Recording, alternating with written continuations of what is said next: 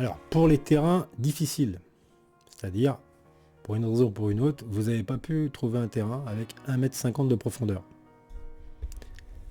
Mais comment je vais faire pour avoir de la fertilité avec mes fruitiers, vu que mon terrain n'est pas assez profond? Alors, les grands secrets magiques de l'Amazonie. Voilà. Les grands secrets des îles volcaniques, c'est quoi? Bah, c'est le paramagnétisme, voilà. Il va falloir acheter de la comment ça s'appelle?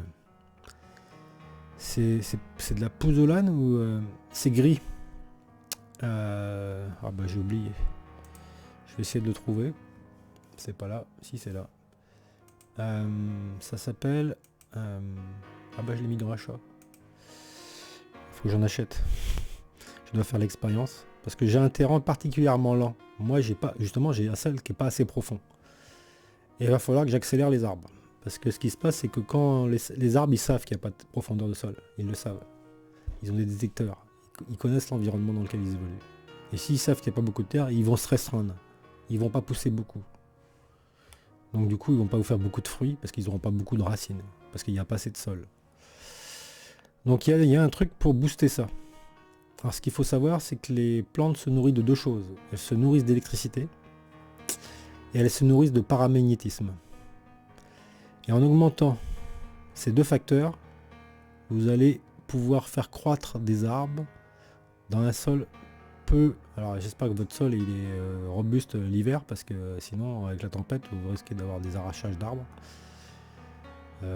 Oui, si vous avez un sol sableux qui ne retient pas beaucoup les arbres et puis qui se met à devenir géant, l'arbre, ça va être un problème parce qu'il va tomber avec la tempête. Donc à raisonner un peu là-dessus.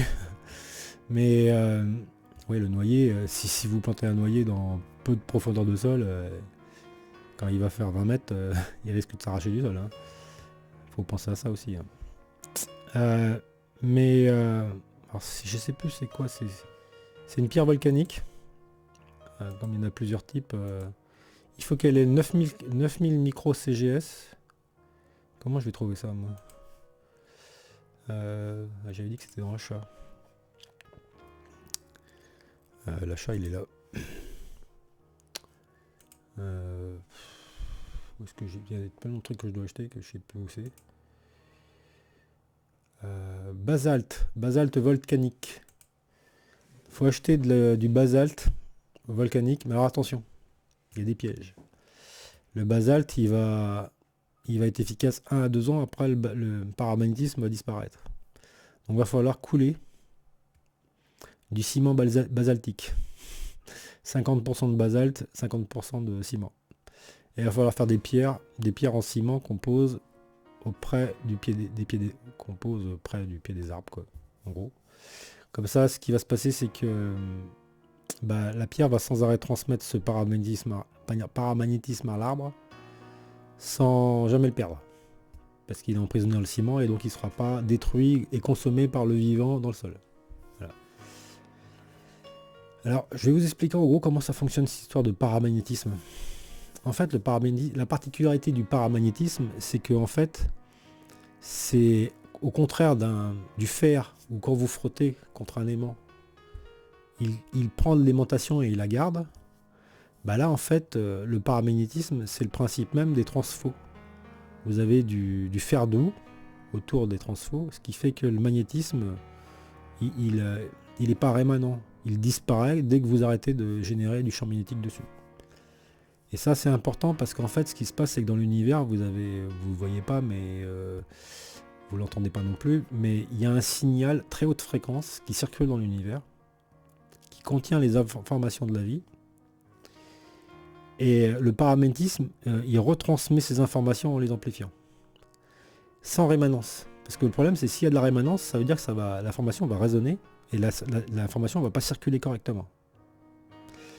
Donc cette notion de paramagnétisme, elle est importante dans le fait où elle va transformer l'information, elle va le résonner en champ magnétique. Mais le flux d'informations sera continu et il n'y aura pas de rémanence, donc il n'y aura pas de bruit de rémanence dans le signal. Donc le signal sera fort, net et clair et complet. Alors qu'avec un matériau, si vous mettez du fer au pied d'un... Bah là du coup il y a de la rémanence, alors que c'est pas la même chose. Donc tout l'intérêt du paramagnétisme, c'est que c'est un amplificateur de signal de la vie. Et là où il y a du paramagnétisme, les arbres poussent plus haut, plus grand, font plus de fruits. Et comme il y a des terres particulièrement paramagnétiques, parce que la Terre est très paramagnétique d'une manière générale, mais c'est la croûte un peu en profondeur, et qui ressort par les volcans. C'est pour ça que la pierre volcanique est paramagnétique, c'est parce que c'est la Terre en profondeur qui ressort, qui est paramagnétique, qui d'ailleurs a été magnétisée par le cœur de la Terre. Même quand vous mettez un aimant devant le basalte, et ben en fait il est attiré, alors que c'est de la pierre. Il est attiré comme si c'était du fer, mais il va pas s'aimanter. Voilà. Donc c'est ça le paramagnétisme. Donc quand vous mettez du paramagnétique sur votre terrain, ben, vous compensez le manque de sol. Deuxième élément, vous allez mettre de l'électricité dans le sol. Et comment on fait pour mettre de l'électricité? En fait, le truc, c'est de faire des poteaux qui montent très haut et qui vont chercher la tension électrique à 12 mètres, par exemple, à 12 mètres de haut, par exemple. Plus vous allez haut, plus vous avez de tension. Et cette électricité, vous allez la renvoyer dans le sol. Et tout ce qui est à proximité, alors évidemment, il y a une résistance dans le sol, donc à un moment donné, le courant, il va se perdre. C'est des petites tensions, hein, c'est des petits courants, hein, c'est pas des grosses tensions, hein, ça peut être 1,5 V, pas plus. Et puis des ampérages assez faibles. Mais c'est justement ces ampérages assez faibles qui vont nourrir la vie. Alors c'est particulièrement efficace pour les potagers. Voilà. On appelle ça des antennes d'électroculture. Donc vous tapez antenne d'électroculture et vous essayez de faire une antenne d'électroculture avec demande de travaux, hein, bien sûr. Parce que si vous mettez un poteau de 6 mètres sur votre terrain, c'est une demande de travaux. Et 12 mètres. Et 12 mètres c'est la limite, hein, faut pas dépasser. Et puis 12 mètres, il va falloir le banner, hein, ou alors vous un poteau sacrément armé dans le sol, comme les poteaux le long de la route, avec un gros béton qui prend profond dans la rocaille. Hein. Là c'est du matériel un peu lourd, sinon il faut le banner quoi. Bon. Et en haut, il y a plein de petits pics en pointe qui captent les électrons, et puis avec un fil en cuivre qui descend, vous les récupérez et puis vous les rebalancez dans le sol. Avec des fils en zinc qui s'oxydent pas en fait. Alors ça peut être du fer électrozingué, mais bon, ça tiendra un certain temps, on va dire, il faudra les changer de temps en temps. Au bout de, je sais pas, au bout de 10 ans ou 20 ans, j'en sais rien. Mais si c'est du zinc pur, il n'y aura pas besoin d'échanger. Le cuivre, vous ne pouvez pas mettre du cuivre dans le sol, ça ira pas. En plus, c'est un peu toxique le cuivre. Donc voilà, en gros c'est ça. La deuxième idée c'est ça. Et moi j'avais dans l'idée qu'on pouvait se servir des clôtures. Vu que si vous avez fait dans les règles de l'art parfaitement, et que vous avez fait une clôture en inox, vos poteaux sont en inox. Et si vous faites des poteaux un peu hauts sur votre clôture, un petit peu haut, on va dire 6 mètres, 8 mètres, on sait pas trop pourquoi, mais puis en haut vous mettez un lampadaire, quoi. Comme ça ils diront pas que c'est bizarre. Pourquoi vous avez des poteaux de 8 mètres dans les coins de clôture? Techniquement c'est pas interdit, il n'y a pas de limite de hauteur, à moins qu'il y ait une réglementation, mais... Donc vous pouvez vous amuser à mettre des poteaux très hauts dans les coins de parcelles, et ça va rediriger toute l'électricité dans le grillage, qui va être retransmis dans le sol puisque le grillage est un peu enterré. Et tout ce qui va être proche du grillage aura plus d'électricité. Voilà. Et donc les plantes vont pousser plus. C'est très sérieux cette histoire d'électricité, parce que l'expérience que j'ai fait sur les queues d'ananas, les petits ananas qui sont chers là, qui viennent pas de la Guyane, mais qui viennent de... Mince, j'ai oublié, c'est une île française. La Guadeloupe. Qui viennent de la Guadeloupe. Si je la trempe dans un petit bocal en inox, qui va capter les électrons de l'air, il n'y a pas de terre dans mon pot. Il y a de l'eau, et j'ai fait tremper la queue d'ananas. La queue d'ananas, elle a raciné. Elle a grandi comme une plante verte, alors elle ne fait pas de fruits, parce que c'est un peu trop restreint comme espace. Et c'est quoi, il est gros comme ça, il est gros comme un verre. Hein. Gros comme un verre, mais c'est un verre en inox. Et un gobelet, quoi. Le gobelet, il est magnifique. Et à l'inverse, j'ai fait un pot plus grand, avec de la terre, du terreau, dans lequel j'ai mis cette queue, elle a raciné aussi, mais elle est pas belle la plante. Voilà, elle est pas belle. Elle est pas belle parce qu'elle n'a pas d'électricité. Voilà, en gros. Quand vous plantez des plantes dans le sol même, vous avez des circulations de courant. Alors, vous pouvez même avoir des problèmes de circulation nocifs, hein, parce qu'à cause d'EDF. Parce que les fins de transfo, les queues de transfo, ils envoient les courants, ils envoient des courants dans la terre qui sont assez forts. Et ça fout un peu le merdier en fait. Hein. C'est des courants trop forts en fait. Ils créent des courants négatifs comme ça à cause de ça, parce que c'est du 50 Hz, etc. C'est un peu, toutes les installations électriques sont reliées à la Terre. Et la Terre, il y a aussi une Terre pour les transfos. Et on récupère tout un tas de courants, micro-courants de court-circuit là-dedans, qui passent et qui vont jusqu'au transfo. Et puis en queue de ligne, ils rebalancent tout ça dans le sol. Et parfois, ces courants, ils vont très loin des fois. Parce qu'ils sont assez puissants. Ça fout un peu le bordel. Enfin, c'est ce que disent les spécialistes. Hein. Et normalement, ils ne devraient pas faire ça. Ils ne devraient pas renvoyer Alter, ils devraient passer par des filtres, je sais pas quoi. Mais ils le font. Pour renvoyer je sais pas où. Enfin, c'est compliqué. Hein. C'est des trucs d'EDF. Mais ils font ça parce que c'est moins cher. Mais en gros, les plantes poussent vraiment à l'électricité. Voilà. Donc plus vous allez pouvoir capter de l'électricité dans l'air grâce à des matériaux conducteurs, parce que vos grillages qui sont verts, isolés en plastique, qui vont mal vieillir, qui vont laisser de la pollution dans le sol, eux ils conduisent pas l'électricité. Alors l'avantage du grillage en inox, elle est double. 1, c'est éternel, 2, c'est conducteur électrique. Ça va capter les électrons dans l'air. Donc ça va vous les renvoyer dans le sol. Donc c'est intéressant. Alors évidemment, à 2 mètres du sol, vous n'allez pas capter grand chose, hein, parce que c'est la différence de potentiel. Il faut avoir la différence de potentiel pour avoir la tension. Donc c'est pour ça qu'on va le chercher haut. C'est pour ça l'idée, c'est d'avoir des poteaux de clôture dans les coins de propriété qui montent à... Et puis ils s'en foutez, si vous avez un hectare, vous en foutez d'avoir un poteau qui monte à 6, 8 mètres ou 12 mètres en coin de clôture. C'est en plein milieu de terrain finalement. Parce que vous avez un hectare, vous avez clôturé 3000 mètres carrés. Donc je vous conseille de mettre 4 poteaux de 6 à 12 mètres dans les coins.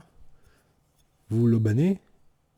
Il sera aubané au moins. Il y en aura 2 qui seront aubanés le long de clôture. Et puis il y en a 2 qui sortiront de votre zone, mais ça sera quand même votre propriété puisque c'est plus grand. Parce que vous ne pourriez pas faire ça sur un terrain où il n'y a que 3000 mètres carrés. Vous ne pourriez pas parce qu'après vous seriez chez le voisin pour le aubaner. Alors le aubanage, attention, faut faire un trou, au fond il faut mettre du béton. Faut remettre un poteau, c'est un truc ça tire, ça tire fort, donc faut mettre 200 kg de béton enterré profond avec le poteau qui tient et puis qui est lui-même aubané, et puis c'est toute une installation quoi. Mais vous mettez en place un truc qui est éternel, c'est-à-dire que vous mettez en place une fertilité éternelle.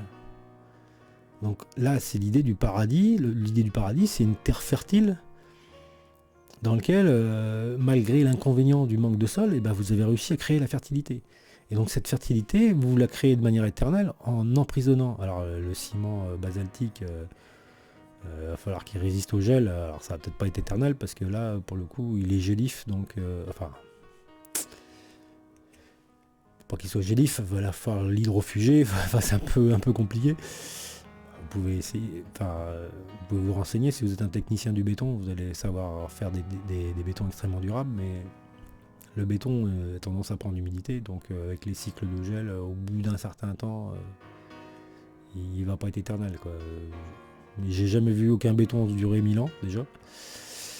Donc déjà s'il dure 100 ans, ça sera déjà bien, parce que là il va être exposé à tout ce qu'il y a de pire, et il va être en surface, humidité, variation de température, cycle de gel, tout. Donc faut arriver à faire un ciment haute performance. Vous faites un ciment de piscine quoi. En gros, vous allez voir le spécialiste, il dit il me faut un ciment pour faire de la piscine, et puis vous aurez les ciments les mieux quoi. Parce que souvent ils vous disent mais c'est le même, pas sûr que c'est pas. Pour moi il y a des variantes. Parce qu'ils sont plus résistants à l'humidité, ils sont plus hydrofuges, ils sont plus. Etc. Donc le but du jeu c'est d'essayer de créer le paramagnétisme durable. Et voilà. Alors, il faut savoir qu'il y a des métaux qui sont paramagnétiques. Vous avez le... Comment ça s'appelle ? Ah, j'ai oublié. C'est pas le nickel, c'est le cobalt. Le cobalt, vous mettez du fil de cobalt, c'est inoxydable et c'est paramagnétique. Voilà. Vous avez certains métaux comme ça qui sont paramagnétiques naturellement, mais qui sont assez coûteux finalement. C'est parce que le cobalt, c'est pas ce qui est le plus moins cher. Et puis c'est pas très... Enfin, on peut en trouver du fil de cobalt, mais bon. Voilà, donc en fait, c'est des astuces. Hein. Et après, vous avez les autres astuces. Alors, il paraît que le paramagnétisme est efficace que si on relance la vie. Ouais, parce que si vous relancez pas en même temps la vie, ça marche pas. Donc, vous devez, en même temps que vous mettez vos pierres de basalte paramagnétique, 9000 micro CGS, c'est-à-dire que c'est un basalte de très bonne qualité, qui est fortement paramagnétique. Vous devez faire des purins d'ortie, des purins de plantes pour relancer la vie, relancer les bactéries. Une fois que la réaction a démarré, après elle s'auto-entretient. Mais dans un sol où les bactéries sont absentes ou un peu mortes, ou etc., bah, si vous ne relancez pas la vie, le paramagnétisme il ne va pas relancer grand chose puisqu'il n'y va rien au départ. Voilà, donc en gros normalement on doit combiner les deux. Voilà. Bon, bah, pour les arbres, de toute façon, on sait que ce qui relance les arbres, c'est le broyat de jeunes pousses taillées au printemps, toutes les tailles de haies, etc. Et si vous mélangez ça avec en plus un purin, etc., ça va stimuler. Alors évidemment, la fertilisation pour les arbres et pour le potager, c'est pas les mêmes. Il y a un truc aussi, vous devez encourager les vers de terre.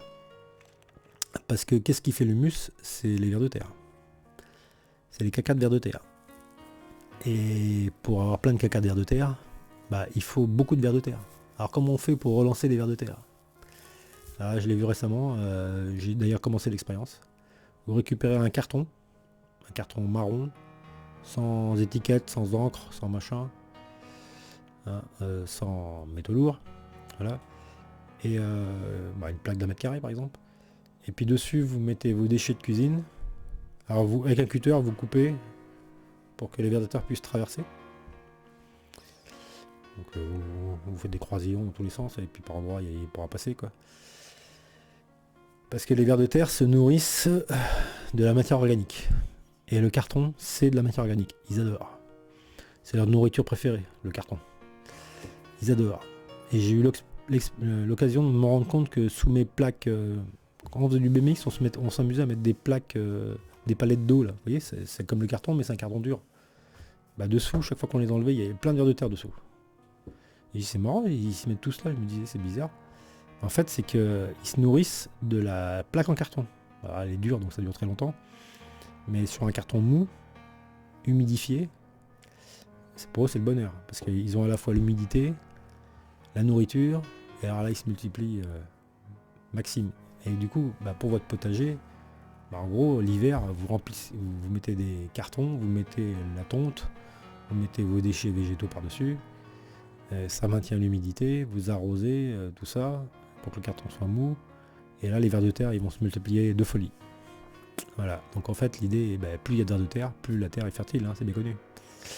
Et puis plus les poules vont avoir des proies à chasser, et plus les canards ils seront contents d'en attraper. En fait, vous faites de la culture de vers de terre, vous faites de la culture de souris, vous faites de la culture d'escargots, et tout le monde est content. Voilà. Et puis comme anti-moustique, c'est très efficace hein, les canards. Hein. Partout où vous avez un point d'eau, il n'y aura pas de moustiques parce qu'il y a des canards. Hein. Ils vont tous les bouffer. Et les grenouilles, s'il en manque, les grenouilles feront le reste. Voilà. Donc en fait, vous avez un vrai équilibre biologique, biotope, parfait. Voilà. Allez, voilà tous les trucs et astuces qu'il fallait connaître. Allez.